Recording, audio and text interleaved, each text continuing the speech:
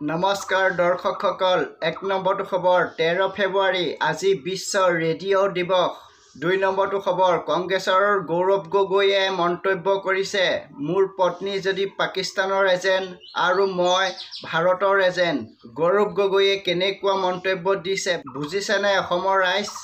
৩ নম্বৰটো খবৰ অসমৰ আত্মসহায়ক গোটৰ মহিলাসকলৰ বাবে ভাল খবৰ। ফেব্ৰুৱাৰী-মাৰ্চ মাহতে আত্মসহায়ক গোটৰ মহিলাসকলে টকা পাব। যিসকল মহিলাৰ নাম বাছনি কৰা হৈছে তেওঁলোকৰ বেংক একাউণ্টত ১০,০০০কৈ টকা দিয়া হ'ব।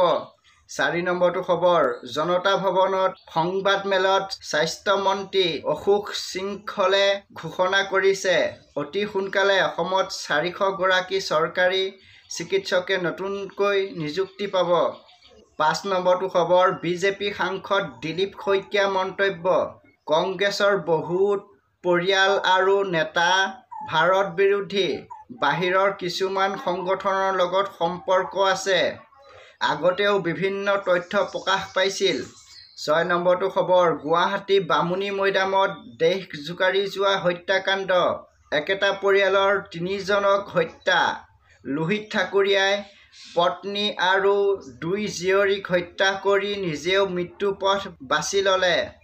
৭ নম্বৰটো খবৰ শৃংখল চলিহা মন্তব্য, গায়ক সীমান্ত শ্বেখ দালাল আৰু চোৰ।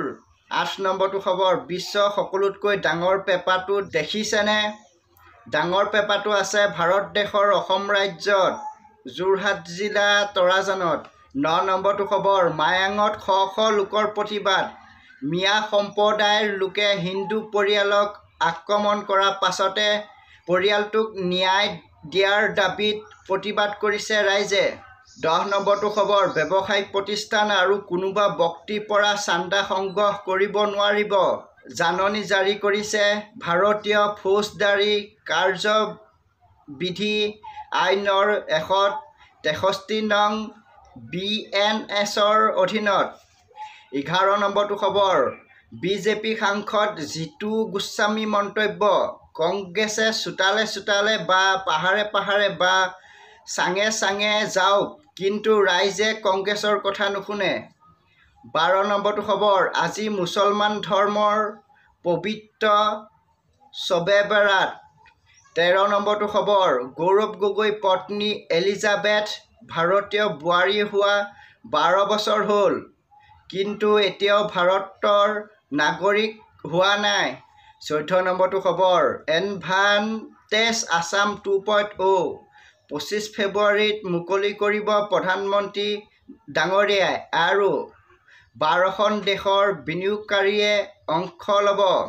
১৫ নম্বৰটো খবৰ অসমৰ ৬জন মাদ্ৰাছাৰ ছাত্ৰই পবিত্ৰ কোৰাণ মুখস্থ কৰিলে আৰু লাভ কৰিলে হাফিজ উপাধি।